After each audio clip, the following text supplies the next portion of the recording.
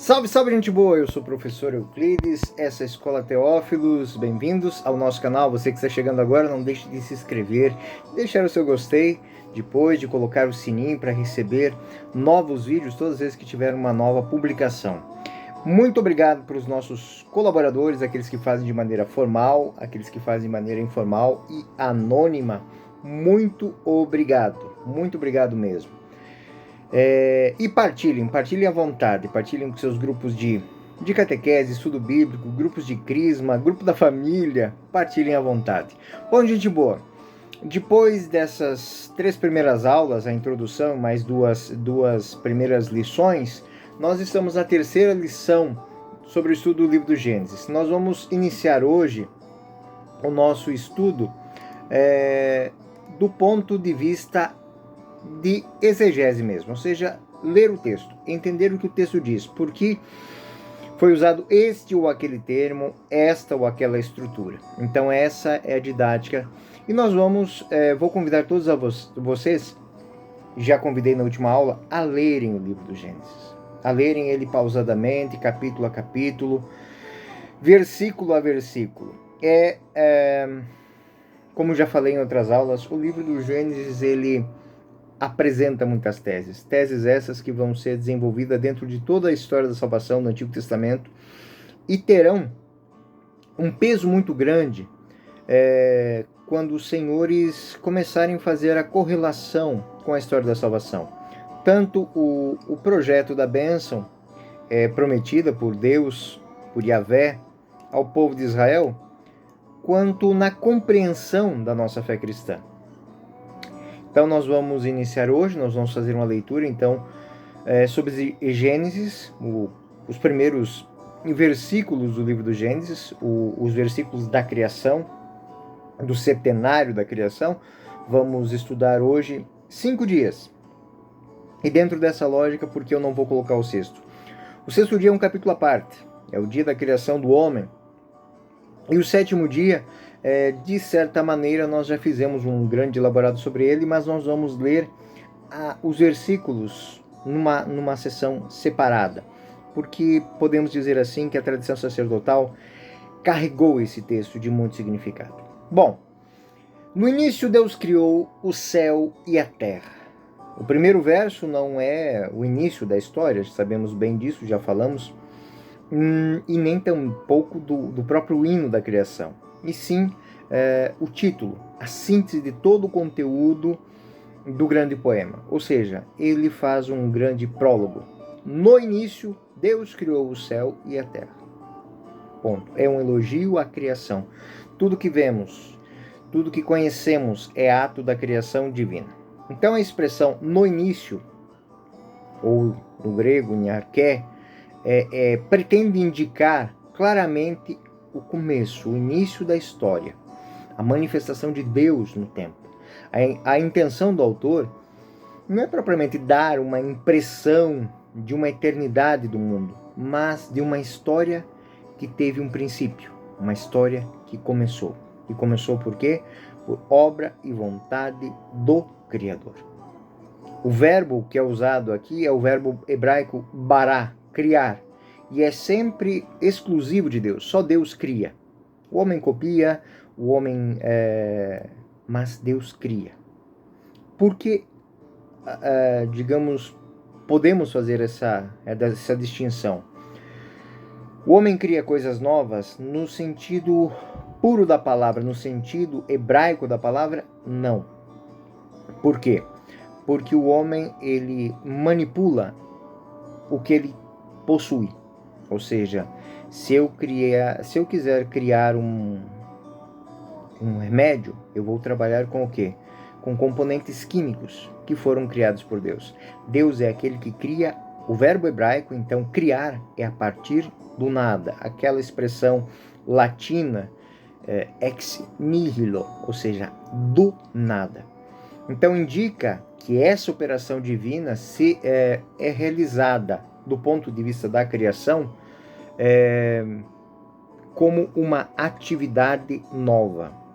Ela é uma operação divina que, do ponto de vista de Deus, é realizada com facilidade, né? sem indicação de meios materiais. Ou seja, ele visa algo inédito, algo novo. Então podemos dizer que tudo que Deus cria estreia. Tudo que Deus cria estreia. Então, isso se aplica também ao homem. Não existe um homem igual ao outro. Nós somos uma estreia, nós somos uma obra nova. Nós não somos uma releitura de nada, nós somos uma reconstrução de nada, nós somos novos, nós somos únicos e irrepetíveis. Bom, mas vamos ao texto. No entanto, não encontramos no texto o conceito dessa criação do nada. O hebreu não tinha essa ideia. A ideia é uma evolução dos próprios padres da igreja. O autor sacerdotal que escreve o texto, ele não tem essa consciência. Porém, o conceito de bará esse verbo se aplica a isso. Ele não conhece a linguagem filosófica. Ele não conhece a linguagem filosófica grega. A linguagem do ex nihilo, ou seja, do nada, do não ser. Então, eles não conhecem. Então, quando ele usa o verbo bará, ele está expressando isso que é algo novo, algo inédito. Para indicar o objeto da intervenção criativa de Deus, o autor usa dois termos concretos, né? Gerais e opostos, céu e terra. Na linguagem semítica, ou estamos no céu ou estamos debaixo, estamos na terra ou estamos debaixo do céu. Então, quando ele usa criou céu e terra, ele está indicando a totalidade. Ele está dizendo que tudo vem de Deus. O versículo de Gênesis 1, o versículo 2 de Gênesis 1, é uma descrição da situação inicial, uma formulação do antigo Oriente para apresentar o que chamamos de caos, caos original. Agora a terra estava disforme, deserta, e a escuridão cobriu o abismo, e o Espírito de Deus pairava sobre as águas. Então os dois verbos, tohu e bohu, né? A terra é descrita nesses dois termos, que de certa maneira são difíceis para traduzir, porque eles têm um contexto muito hebraico. Eles indicam a deformidade, ou seja, falta forma. Ela não foi amalgamada, ela não foi trabalhada. Eles evocam uma realidade vazia, um deserto, como o deserto pode ser vazio. Eles não se lembram de um conceito metafísico que os gregos, Aristóteles, Platão, usavam, a ausência do ser, mas simplesmente a falta das coisas. Não tem em cima, embaixo, não tem do lado, não tem dentro e fora. É disforme. Como pode-se dizer de um ambiente que não tem adornos. Essa é a visão mais prática deles. O abismo é entendido como uma grande massa de água. Em hebraico, o terrom, que indica o oceano primordial, o elemento caótico por excelência. A água cobre a terra, a escuridão cobre tudo. A vida neste ambiente, neste momento, o autor bíblico quer dizer que ela é impossível. Nessa massa disforme, nada se move, só o Espírito de Deus. O termo ruá, traduzido como espírito, o autor quer significar um hálito, uma respiração, uma inspiração e uma respiração. É a palavra de Deus. E esta palavra que habita, ela que dará origem a todos os seres. A seguir, o autor ele repetirá insistentemente a fórmula: Deus disse. Deus disse. Adivinhem quantas vezes? Quantas vezes? Isso é muito interessante. Depois eu vou falar desse teminha. Deus disse. Quantas vezes Deus disse? Indicando com isso que ele emitiu a sua respiração vital. A sua respiração, a sua palavra, ela é a respiração divina que é capaz de criar. Não temos dados para afirmar que encontramos nesse texto uma apresentação teológica do Espírito Santo. como a revelação do Novo Testamento. Porque é no Novo Testamento que nós vamos compreender o Espírito Santo. Então podemos aqui que é uma menção, mas que depois vai repercutir numa reflexão mais.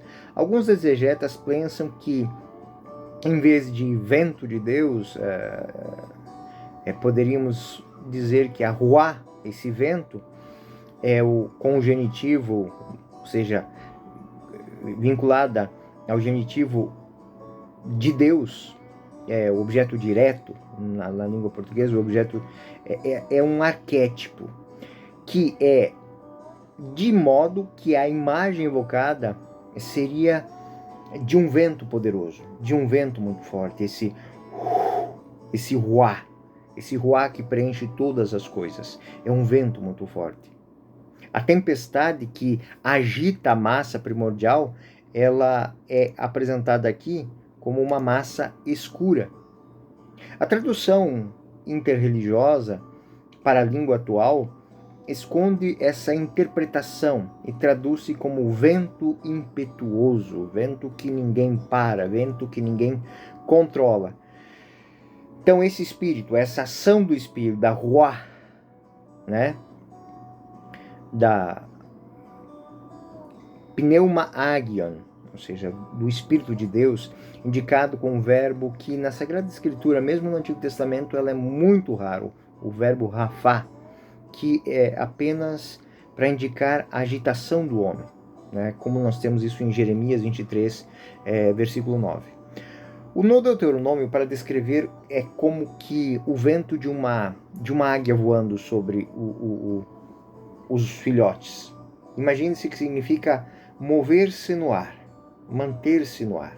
É um condor, é uma águia, que por causa deste, ela se mantém, paira, sem agitar, Não existe essa agitação, ela plana. O significado da imagem que ele quer apresentar aqui é um tanto que obscuro. Porém, se formos resumir, podemos dizer, o escritor ele não descreveu, mas simplesmente evocou uma terra sem forma, envolta por água, imersa na escuridão e na presença de Deus. E o que Deus terá que fazer? Ele terá que colocar ordem nessa confusão. Ou seja, tudo está aí. Tudo foi criado. Ele criou o céu e a terra, criou todas as coisas. Ou seja, está aqui, amalgamou, essa palavra vem de formou, E o conceito sacerdotal, agora Deus coloca a ordem no caos. O conceito sacerdotal de separação, de ordenação. Então podemos dizer que o narrador sacerdotal descreve a criação apresentando uma série de separações. Na verdade é um conceito fundamental para a teologia do sacerdócio, ou seja, a separação nos 7 dias, a separação dos códices, ou seja, primeiro mandamento, segundo, tudo tem uma ordem, uma legitimidade, uma organização. O sacerdócio de Jerusalém baseia-se na própria ideia da separação, e que é formulada por ele de uma maneira programática, dentro do livro do Levítico. Eu sou o Senhor, seu Deus, e o separei dos outros povos. Então, existe um ordenamento que se aplica especificamente a quem eu estou indicando. Vocês farão, nós compreendemos isso, uma distinção entre animais, entre imundos, entre puros e impuros, os pássaros. Então, esta normatização que está dentro de Levítico, capítulo 20, versículos 24 e 26, ela se aplica também ao livro do Gênesis. Ou seja, se ele criou os animais terrestres, celestes, aquáticos, criou o homem, criou os luminares, o céu, a terra, tudo isso foi criado. Agora precisamos de ordenação. No coração do Pentateuco, nós vamos encontrar Gênesis, Êxodo, Levítico, Números, Deuteronômio. Encontramos um resumo da teologia sacerdotal dentro deste conceito, o conceito de ordenação.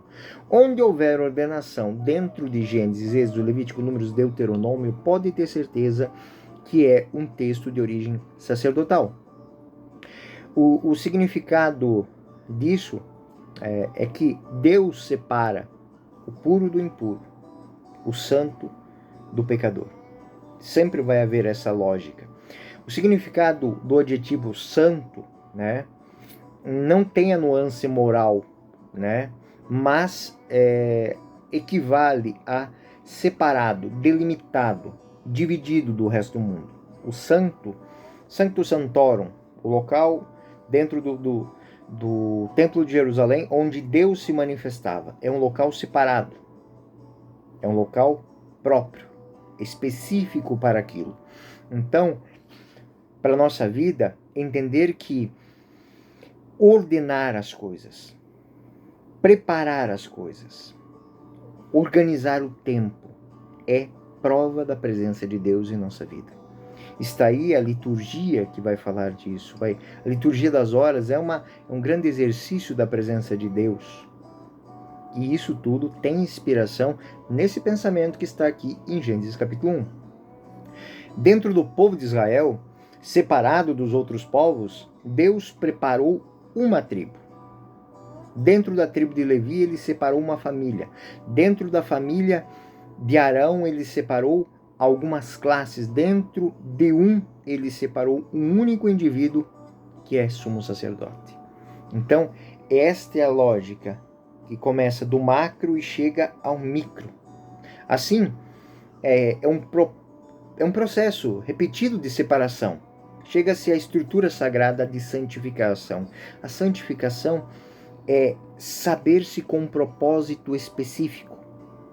Eu sempre digo que isso aqui, entendido dentro de uma lógica cristã, é muito importante. Porque Deus te chamou, Deus te preparou, Deus te conclamou a cumprir uma missão. Essa missão específica. Quando você chegar na presença de Deus, Deus, aquele que é, você terá que se apresentar sabendo quem você é. Aquele que é vai querer saber quem eu sou. E se você souber quem você é, e se você cumprir o propósito que foi apresentado para você, então você é santo. A salvação é sua. É muito profundo isso. Então essa é a maneira de pensar dos sacerdotes de Jerusalém. Após isso, é muito natural que o nosso autor bíblico, quando pensa na origem do mundo, raciocine essas categorias. Ele, portanto, imagina o universo como uma massa distinta e a atividade criativa única é a presença de Deus. E Deus se manifesta fazendo esta ordenação, esta separação. Assim ele começa, o começo é impor a ordem, é colocar ordem, e na continuação da história, até o fim do mundo, é a repercussão dessa ordem. Essas ordens físicas, químicas, biológicas são tão fortes, então são tão que elas se estendem para outras regras, tempo, espaço, elas vão para a genética, vão para a biologia. Então, nesta maneira com que Deus ordena, dentro do texto bíblico, povos, tribos, famílias, classes, indivíduos, vocês não parecem com uma coisa muito simples? A biologia usa isso todos os dias. Também o tempo é separado, anos, meses, dias, horas, minutos, segundos, milésimos de segundos. Então tudo é especificamente pontual, específico, ordenado. Então esta é a marca da presença de Deus. Onde há ordem, Deus aí está. Onde há ordem, Deus aí está. É fabuloso entender que um povo de nômades, de pastores, ter uma visão de uma teodiceia, de uma compreensão divina, de uma compreensão da epopeia do mundo, dentro dessa lógica, é prova de que Deus age na mente desses autores. Na história, qual a tarefa desses sacerdotes? É reconhecer e manter essas separações. Os sacerdotes devem reconhecer e catalogar a realidade, distinguindo aquilo que é certo daquilo que é errado, daquilo que é puro daquilo que é impuro.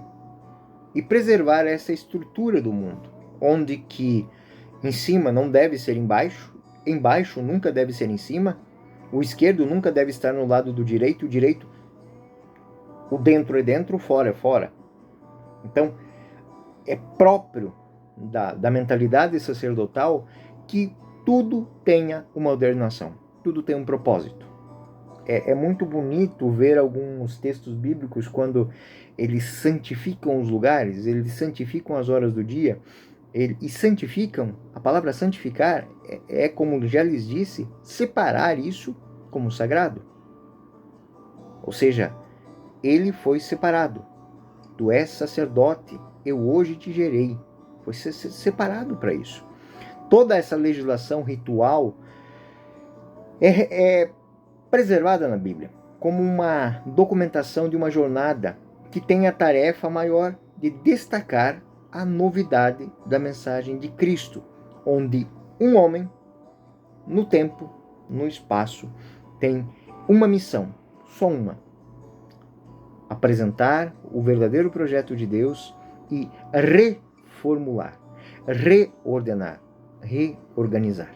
Ou seja, dar sentido àquilo que perdeu sentido pelo pecado. Lembra que eu falei, Deus disse as 10 palavras de Deus? Então o texto também vai se falar. Deus disse, Gênesis 1:3, é a primeira ação de Deus. Contando o número de vezes que essa fórmula ocorre na versão inicial, percebemos que ela retorna 10 vezes. 10 vezes dentro do livro do Gênesis, Deus diz, Deus disse. É evocada essa palavra. Acidental? Não. Com certeza não, porque a repercussão disso depois ela é muito forte. O autor, ele é muito atencioso, é muito preciso nesses detalhes para negligenciar um elemento tão decisivo quanto o número de vezes que Deus fala. O número de vezes que Deus fala no livro do Gênesis é 10. Quantos são os mandamentos, as palavras de Deus que estão no Sinai, ditas a Moisés no Êxodo? 10. 10. Então, para criar o mundo de ambas as maneiras, para santificar o mundo, Deus fala 10 vezes. Ou seja, ele diz 10 palavras. Mas as 10 palavras, elas são o decálogo.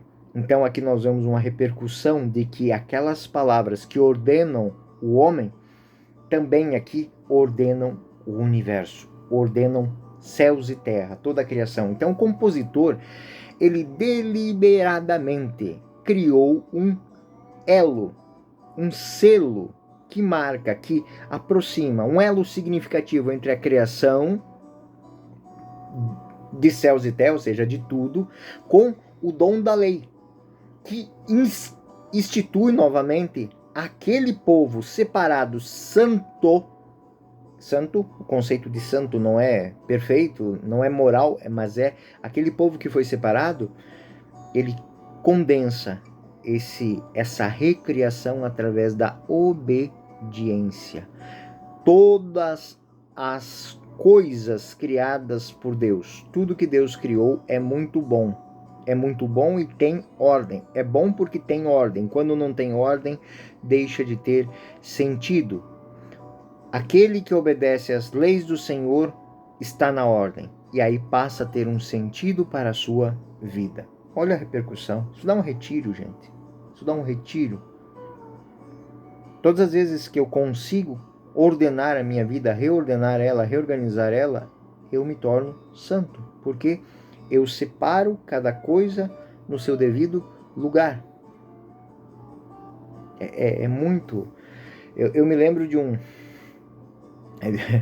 do Frei Ângelo Possídio Caru, foi meu formador, foi meu amigo, foi meu irmão de fraternidade, e ele dizia uma coisa: o quarto representa um pouquinho a tua vida. Se ele está organizado, você também está organizado. Se ele está uma bagunça, a tua vida também está uma bagunça. Então, é isso. De vez em quando a gente tem que fazer um retiro espiritual, tirar um tempo para a gente reordenar os pensamentos. Está tudo aqui. Eu dizer as 10 palavras, eu olhar para o decálogo, ou eu fazer o que Deus... E Deus disse, faça-se a luz. E a luz se fez. E Deus disse, separem-se. Ou seja, cada coisa tem uma ordem específica para existir e para ser. Então, quando a gente quer colocar as coisas dentro de uma caixa, a gente coloca primeiro as grandes, depois a gente vai colocando as menores, até colocar as pequenininhas nos campos. O ser humano, na busca de santidade, tem que aprender a fazer o que? Uma ordenação. E essa ordenação tem que ter um ponto de partida. Qual é o ponto de partida? Primeiro, querer ordenar o caos. Depois, colocar luz nesse caos. Depois, separar as coisas. Depois, ordená-las. Depois, organizá-las nos seus devidos lugares. Isso com o quê? Prioridades. Eu não posso colocar uma coisinha dentro dessa caixa e querer colocar todas as outras em cima, porque eu vou acabar com aquela, né? Ou eu vou ocupar um espaço que depois não cabe mais nada. Então, esta lógica é a lógica por detrás da criação. É a expressão do decálogo. Deus disse 10 vezes. Da mesma maneira que Deus dá 10 palavras ao homem, né? Não, não, não. Aqui faça-se. Aqui é sim, sim, sim.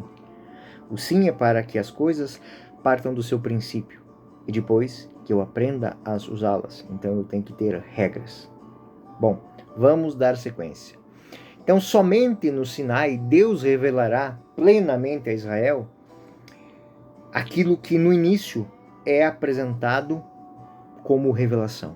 Ou seja, existe um projeto para tudo, inclusive para você. Conheça esse projeto. Saiba, tenha intimidade com Deus.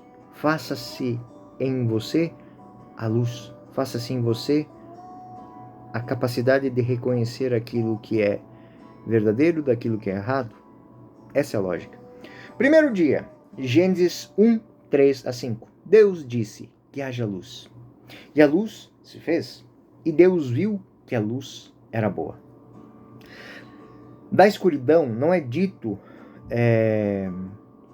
que são bons ou nada. Nem que eles são ruins. Mas sendo diferente da luz, que é boa, imagina-se que eles não são bons. Então Deus aqui, ele não faz acepção. Ele simplesmente diz, existe aquele que é bom. Se você não é aquele, então você não tem propósito. É a única referência em todo o povo que apresenta a realidade, uma realidade ruim. Dentro de todo o livro, dentro desse texto do Gênesis, é o único momento em que Deus diz que a luz é boa. Ele não fala da escuridão, mas ele diz que aquilo que ele criou é bom. Ele separou a luz da escuridão e chamou o dia da luz e a noite de escuridão. Após a intervenção dessa separação, Deus dá o nome às realidades criadas, mas não a todos. Dá o nome ao dia e à noite, ao firmamento, ao céu, depois à terra, ao mar, isto é, elementos essenciais. Aquilo que é essencial. Aquela reflexão que eu fazia há pouco. Saber aquilo que é essencial. O resto é deixado para o homem, né? Já que dar o nome é sinal de dominação, supera alegria e conhecimento. Então, todas as coisas químicas, físicas, biológicas criadas foram nomeadas por Deus. Mas aquelas coisas que o homem nomear são de propriedade dele. Por isso que o povo hebreu não fala o nome de Deus, porque dar o nome nomear é tomar posse. Então, somente no Sancto Santorum, na presença de Deus, o sacerdote fala Yahvé. Yahvé. É muito profundo essa reflexão que está nesses pequenos versículos. E foi a noite, e foi amanhã, o primeiro dia. É evidente que o autor usa o calendário lunar para que ele está acostumado a usar para contar a duração do dia, né? Literalmente, ou seja, ele repete a noite depois de uma manhã.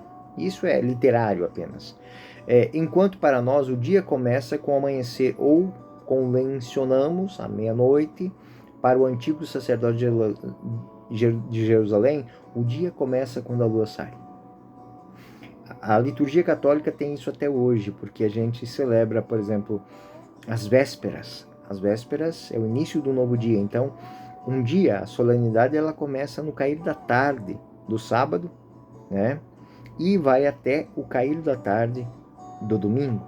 Então, esta é a grande lógica e que é herdada da tradição sacerdotal. Então, essa primeira unidade narrativa, ou seja, o primeiro dia, apresenta o esquema em seu estado mais puro, com uma simples repetição de formas essenciais. Lentamente, os detalhes crescerão até o sexto dia, ao qual 8 versos são dedicados. A criação da luz, no início, ela levanta algumas questões para a nossa mentalidade científica. Né? O que significa isso? Para nós, para que o que corresponde à separação da luz da escuridão, já que as estrelas ainda não estão presentes, né? Em primeiro lugar, devemos notar que o nosso autor não tem essa mentalidade que nós temos hoje, não tem a nossa mentalidade científica, mas se expressa de acordo com a linguagem que é própria da mentalidade do seu tempo, a mentalidade antiga. Ele também não tem intenção de explicar como o mundo foi feito ou como Deus fez isso. Ele simplesmente usa essas declarações como literárias. E literariamente e poeticamente, elas têm o intuito de celebrar Deus que criou todas as coisas. Bom, segundo dia. Gênesis 1, 6, 8. Deus disse: haja um firmamento no meio das águas para separar as águas das águas. Tendo em mente a separação do mundo compartilhada pelo nosso autor, é possível compreender essas frases. Caso contrário, elas se tornam insignificantes. O firmamento, né, para eles, é um cofre de cristal. Eu, no vídeo número 2, na aula número 2, eu deixei até uma imagenzinha lá, nos anexos ali na descrição do vídeo tem esse. É um cofre de cristal, uma cúpula, que separa as águas do oceano superior, daquele que está acima dos céus, das águas inferiores, que estão ao redor da Terra. Essa era a cosmologia que eles tinham na época.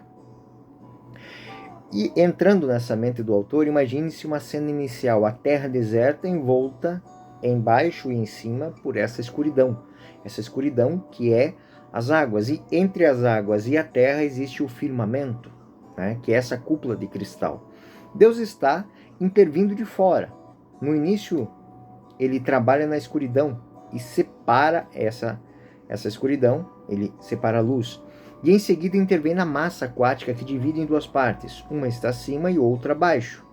Então ele separa céu, que é uma realidade muito rígida e sólida, né? Ainda chamada no italiano ou no latim de firmamento, né? Que indica precisamente a característica de firmeza, né, sólida. Então, a palavra firmamento, né, ela vem deste conceito muito antigo. O conhecimento cosmológico, ele mudou, mas a palavra que é usada para representar o céu, ainda não. Ela é firmamento até hoje. Deus fez a separação e separou as águas que estão sobre o firmamento e as águas que estão sob o firmamento daquelas que estão acima do firmamento. E assim se fez. Deus chamou o firmamento de céu. Houve um dia e uma noite, houve uma tarde, uma manhã do segundo dia. Essa é uma lógica de formas, né? Então, ordenação. Terceiro dia, Gênesis 1, 9, 13. Deus disse que as águas que estão sobre os céus se reúnam num só lugar e deixem o seco aparecer, a terra firme aparecer. E assim aconteceu. Essa descrição é essencialmente, ela evoca outro grande evento, a passagem do Mar Vermelho, ou seja, o relato sacerdotal de fato, ele, se vocês conferirem Êxodo 14, 21, 22, será apresentado a mesma terminologia, justamente para recordar a intervenção de Deus criando uma nova ordenação. A experiência da salvação histórica possibilitou compreender o papel criativo de Deus. E assim, dois elementos, criativos, redentores, sempre se cruzam na história e nas orações. Deus cria salvando e Deus salva criando. Isso é muito, muito rico e muito profundo. Deus cria salvando, ou seja, Deus cria salvando quer dizer que ninguém, nada que existe não tenha um propósito. Deus salva criando, ou seja, quando há algum problema, quando há o erro, quando há o pecado, Deus recria. Deus salva criando. Deus cria salvando e Deus salva criando. A criação é o primeiro ato da salvação de Deus. A vida era impossível, então Deus fez a vida, a terra seca, aparecer. E aí a vida tornou-se possível. Para fazer isso, Deus tinha que dominar as águas, que na mentalidade mítica, as águas são um poder desconhecido. Eles são, na água para eles existiam os grandes monstros, as divindades primitivas do caos. Deus chamou a terra seca de a massa de águas de mar, e Deus viu que era bom. Deus cria a separação decisiva para a vida.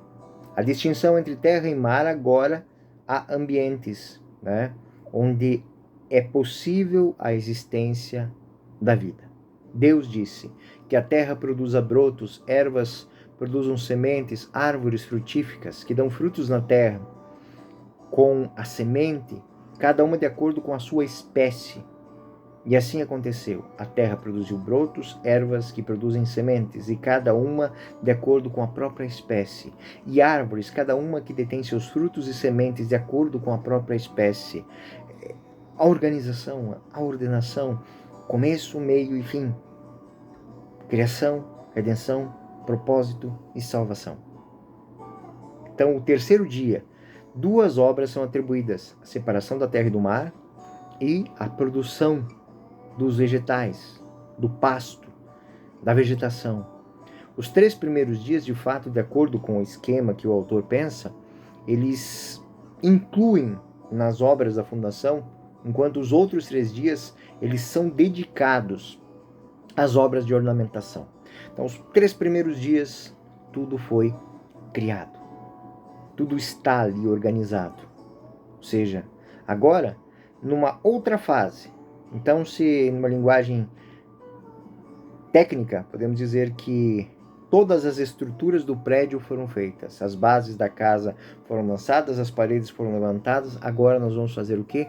A ornamentação. É o trabalho do engenheiro e do arquiteto.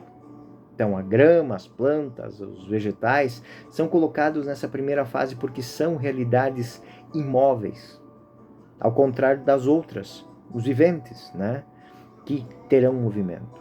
É interessante notar que a insistência do autor repetindo a forma de acordo com a sua espécie. Por quê? A teologia sacerdotal, ela se regula por um ditame que é meramente literário, mas pensa numa organização.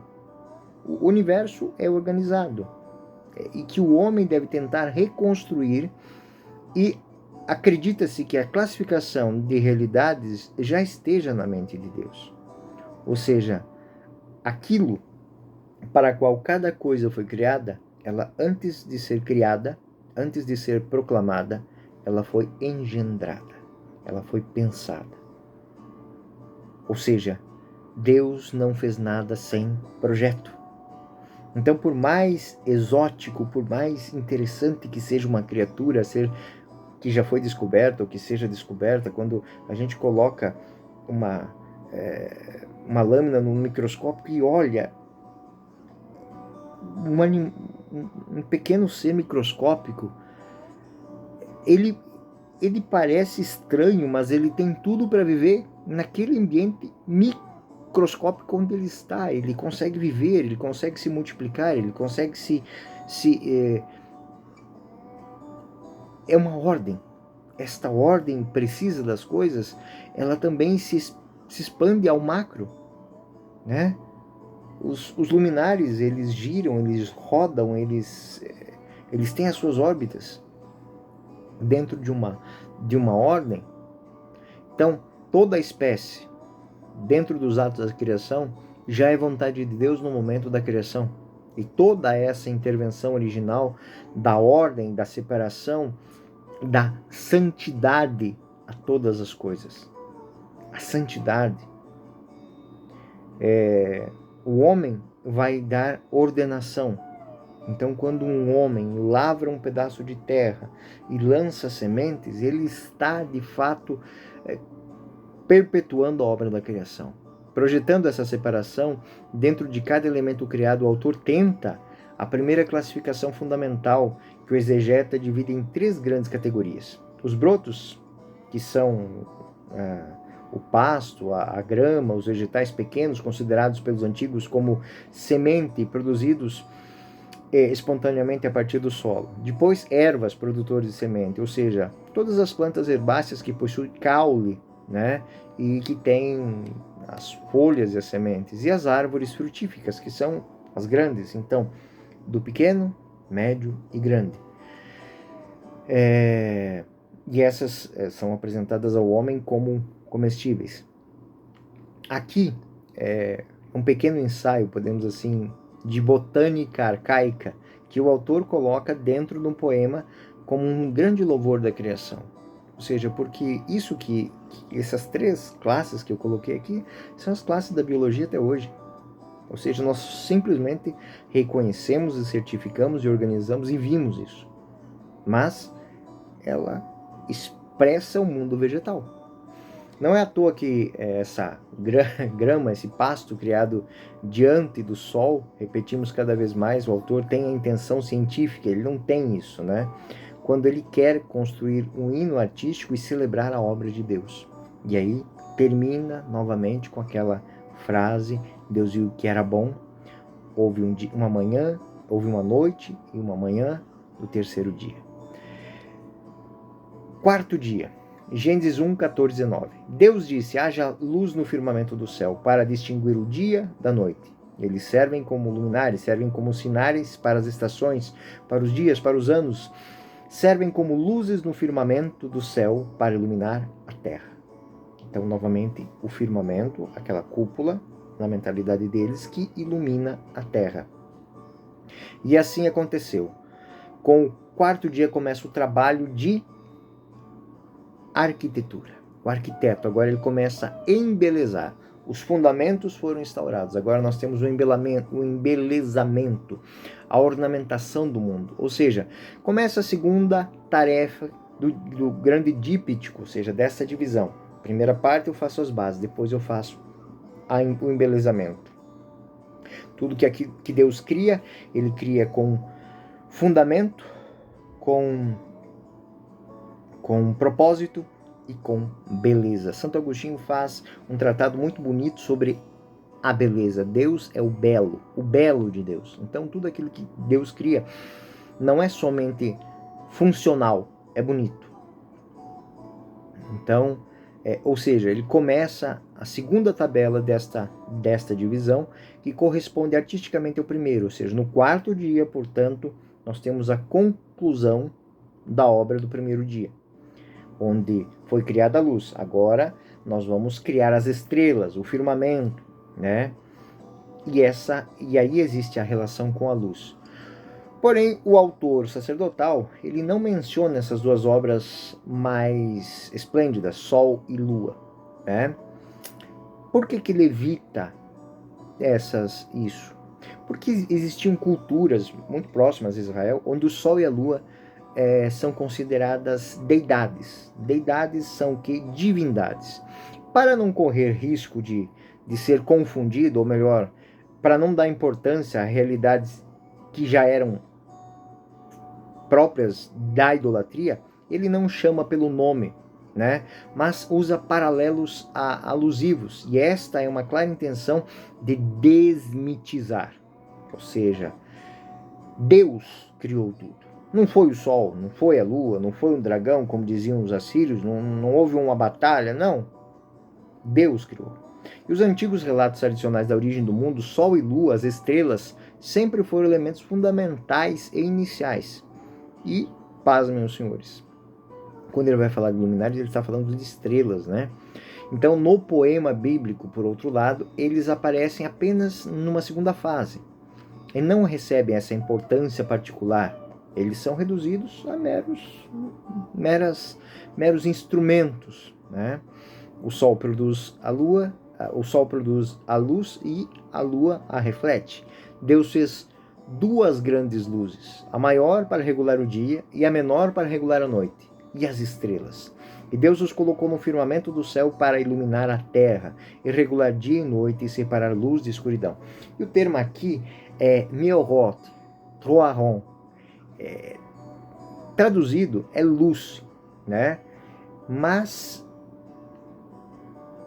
representa um luminar. Na cabeça deles era isso, era uma lâmpada, né? Uma lâmpada, um candeeiro, né? Um suporte para um objeto da qual emana luz. Então, vamos imaginar que ele chamou esses luminares, né? Nós usamos isso até hoje, gente. Até hoje. Como é que a gente chama aquela lâmpada que a gente coloca no teto? Luminária. Luminária, vem daí. Que não é nada mais, nada menos que um lustre, né? Além da divindade, esses são simplesmente lustres de Deus, né? Que ele pendurou no teto da terra, ou seja, no firmamento. Então lembra que eu falei que ele escolhe os luminares, é a obra do arquiteto. O que melhor fica aqui? Aí ele vai lá, escolhe e coloca. Então, somente que dentro da lógica, ele cria esse luminar. Ele cria essa realidade. A mentalidade do autor, então, a função desses luminares é criar a separação entre o dia e noite e servir como um elemento indicador dos ciclos sazonais, dos ciclos litúrgicos e iluminar a Terra. Então, esses luminares, esses lustres, eles têm uma função específica: ordenar os ciclos, ordenar a liturgia, iluminar a Terra. A mentalidade é interessante porque isso também é um tríptico, né? 3 novamente, ou seja, eles por si só são marcas da presença de Deus. Então a mentalidade do autor sacerdotal emerge novamente. As estrelas têm importância fundamental para a constituição de um calendário religioso. E esse papel remonta ao próprio Deus como organizador do tempo, do espaço e do cosmos. E finalizamos com aquela frasezinha: e Deus viu que era bom. Houve uma noite e uma manhã do 4º dia. E aí vamos ao 5º dia. Hoje nós vamos estudar até o 5º dia. Para nossa próxima lição trabalharmos a criação do homem e o dia do sábado. O 5º dia, Gênesis 1, 20 e 23. Deus disse que as águas sejam repletas de seres vivos, pássaros que voam sobre a terra, grandes ante o grande firmamento do céu. E Deus criou os grandes monstros marinhos e todos os seres, os enxames nas águas, que nadam nas águas e enchem as águas, de acordo com a sua espécie, todos os pássaros alados de acordo com a sua espécie. O 5º dia corresponde ao 2º dia da criação, a criação do firmamento que separa o mar do alto do mar de baixo, né? Céu e mar, corresponde ao trabalho de ordenar o céu e o mar, ou seja, a criação dos peixes e das aves. O autor acrescenta um detalhe aqui, que é para os modernos os monstros marinhos, o Tanihim, né? Os leviatãs, né? da mitologia. O que para nós apenas um elemento mitológico, pois para os antigos era uma realidade concreta. Eles acreditavam, né? Que existiam nas tradições antigas antes mesmo dessa origem. E eles levam em conta esses monstros e atribuem a eles um papel, digamos, um grande papel, um papel importante. Mesmo o autor sacerdotal, ele não pode ignorar esse fato cultural. Portanto, ele menciona, mas uma vez, ele faz isso de uma maneira que vocês vão entender. Se existiam já as narrações, os mitos desses monstros marinhos, desses leviatãs, de tudo mais, o que o autor faz aqui? O autor vai dizer, dentro dessa lógica desmitizante, que Deus os criou. Os grandes e poderosos monstros mitológicos não passam de simples criaturas. Ou seja, aqueles seres que eram divinizados pela mitologia grega, pela mitologia síria e por aí vai, para a teologia da criação hebraica, desse sacerdote que está escrevendo, são simples criaturas que bebem, que comem da mão de Deus, que se aglomeram nas águas. E aí, Deus viu que era bom. Deus os abençoou. Então, essas criaturas, esses monstros marinhos, não nos devem causar medo. Então, é frutífero entender que isso muda a cabeça das pessoas, porque onde existia medo, agora existe o quê? Uma admiração. E que sejam frutíferos, que se multipliquem, que purulem, uma palavra bonita, né? E encham as águas dos mares. Deixem os pássaros se multiplicarem na terra. Ao contrário das plantas, que para os antigos pareciam se multiplicar espontaneamente, porque eles têm a semente em si e não podem se mover, para a reprodução de peixes e aves, um evento bastante misterioso. Deus intervém explicitamente dando uma bênção. Ou seja, ele dá aos animais a capacidade e a possibilidade de transmitir a vida e de se preservar na existência. É bonito isso. Ou seja, a vida existe por obra da bênção de Deus. Ela não é simplesmente algo que vai aleatoriamente. O autor bíblico, como disse, não está dizendo como é que isso se faz, está dizendo que Deus fez assim. E por isso é bom. E com essa bênção, Deus é proclamado o autor da vida. O único autor da vida. Garantidor e responsável da preservação desta vida no mundo. Houve uma noite, de uma manhã, do quinto dia. Sexto dia, né? Deus disse que a terra produz seres vivos de acordo com a sua espécie, gados, répteis, animais selvagens de acordo com a sua espécie. E assim aconteceu. E Deus fez bestas selvagens de acordo com sua espécie, e o gado de acordo com a sua própria espécie.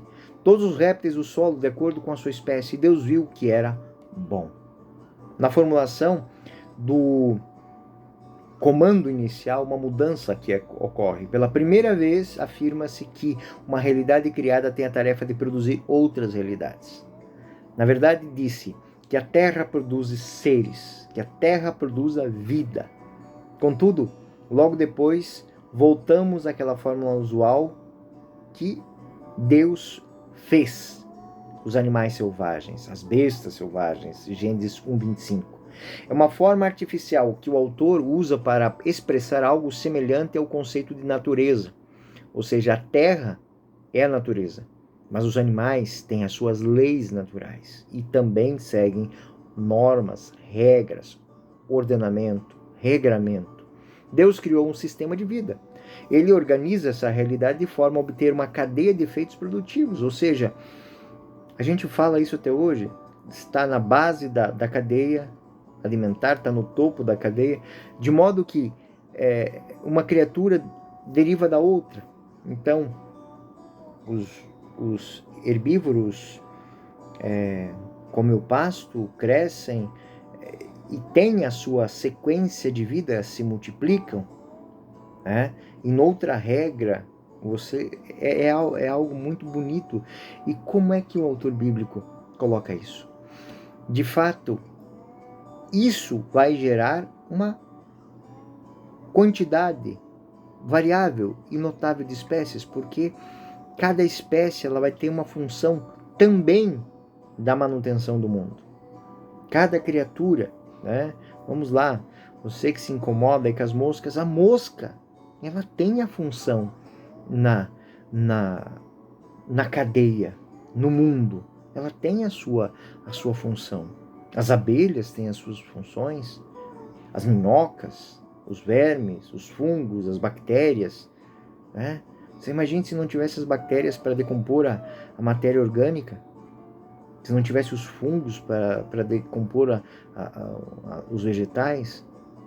Isso está sendo dito aqui em outras palavras, ou seja, tudo tem um ordenamento. Assim, a ideia da criação proposta pelo autor sacerdotal não está de acordo com o conceito moderno de desenvolvimento e evolução. Quanto às plantas, é uma classificação tripla oferecida ao mundo animal também se divide em categorias. Então, nós falamos que existem a grama, os arbustos e as grandes árvores, cada um na sua produção de sementes. Aqui, nós vamos ver que tem 3 categorias, ou melhor, um conjunto de animais domésticos, aqueles que têm familiaridade com o homem. Depois temos os répteis, aqueles que rastejam, os animais sem pernas ou com pernas curtas, que parecem não ter nenhum, e aqueles que são chamados de insetos. E os animais selvagens, ou seja, animais que vivem longe do homem e não têm relações específicas com ele. Claramente, esta não é uma classificação de acordo com os critérios científicos modernos, né? O gado inclui galinhas, gatos, né? Bois, vacas, indiferentemente e sem uma distinção, porque eles não conheciam isso. E cada classificação tem os próprios critérios. O autor sacerdotal indicou alguns grupos muito gerais e aplica o seu texto artístico. Mais uma vez, a ênfase das espécies não tem outro propósito a não ser apresentar o quê? A maravilha da ordem cósmica, que sai do macrocósmico e vai para o microcosmos. Deus disse: vamos fazer o homem, a nossa imagem, a nossa semelhança, para governar os peixes do mar, os pássaros do ar, o gado sobre a terra, todas as bestas selvagens, sobre todos os justos que rastejam sobre a terra. Todos os animais, aqueles que estão separados, né? Estamos no final do trabalho criativo. Aqui é a forma inicial que vai sublinhar de certa maneira algo muito importante, né? Para os primeiros trabalhos, as formas eram muito semelhantes. Que haja luz, que o firmamento exista, águas coletadas, haja luz, as águas fervem, é uma mudança, né? A terra produza. Agora, existe uma exortação que não é mais impessoal, mas ele é pela primeira vez dirigido a uma criatura. Deus exorta a si mesmo. É um expediente literário que usa para enfatizar a criação da última criatura, o homem. Como disse, na próxima aula nós vamos trabalhar isso mais profundamente. Aqui eu vou fazer só uma pequena introdução. E aí, façamos, né? Ele usa o plural. Deus está falando com a corte celestial e todos os anjos, e é a resposta dada pela tradição judaica. Ou talvez haja um remanescente de politeísmo, né? Alguns comentaristas pensam isso. E para dizer que não estamos sozinhos, né? Dizendo de nós mesmos, vamos, não usando o plural, porque ele está usando o nós aqui.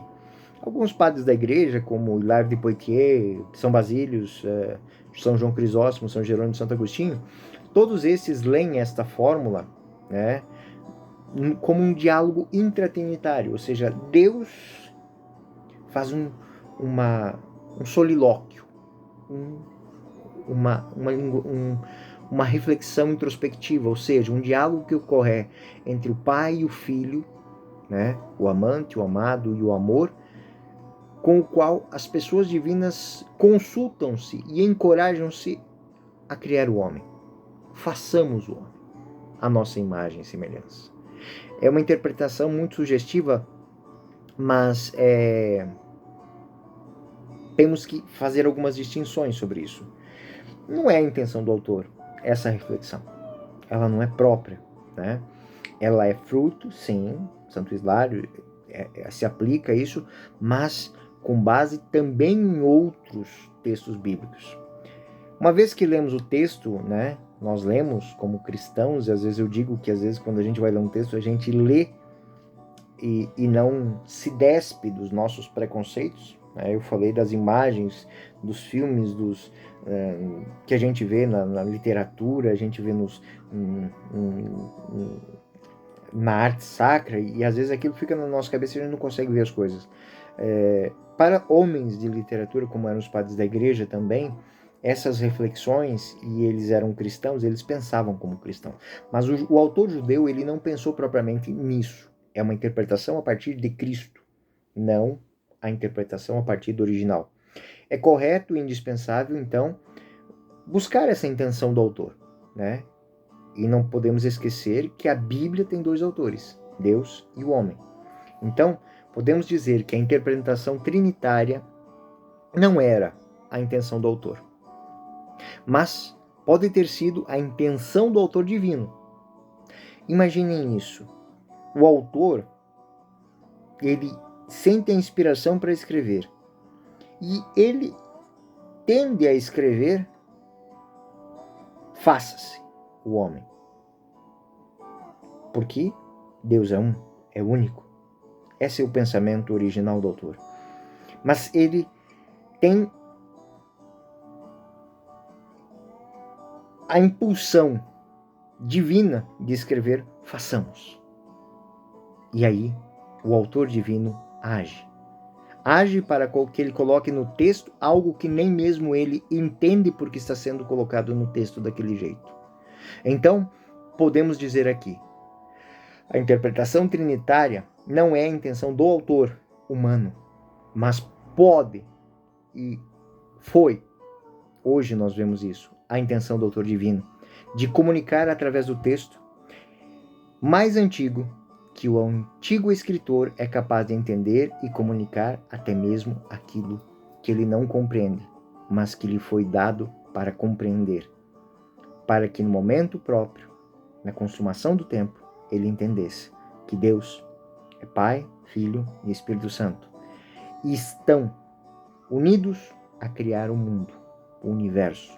Tudo tem sua obra, tudo tem seu momento, tudo tem seu tempo. E na próxima aula vamos tratar do homem de maneira específica. Eu sou o professor Euclides, essa é a Escola Teófilos. Bem-vindos ao nosso canal. Muito obrigado por deixar entrar na sua casa. Bom estudo e até o próximo vídeo.